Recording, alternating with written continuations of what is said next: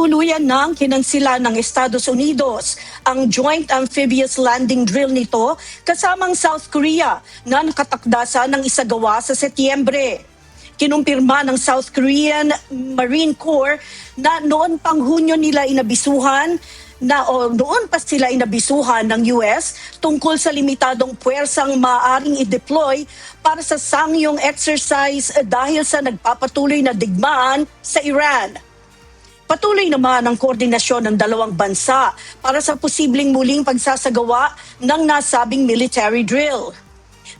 Nauna ring binawasan ni US President Donald Trump ang saklaw ng hiwalay na Ulchi Freedom Shield exercises ng US at South Korea. Sinabi ni Trump na hindi siya masaya sa pagsasagawa ng joint exercises dahil sa laki ng gastos dito, habang pinuna rin niya ang pagtanggi ng South Korea na lumahok sa digmaan laban sa Iran. Ayon pa kay Trump, ayaw niya magpadala ng hostile signal sa North Korea na matagal nang itinuturing ang US-South Korea drills bilang paghahanda sa posibleng pananakop. Muli rin itong nagpahayag ng interes na makaharap ang North Korean leader na si Kim Jong-un sa kabila ng pagbabawas ng military exercises.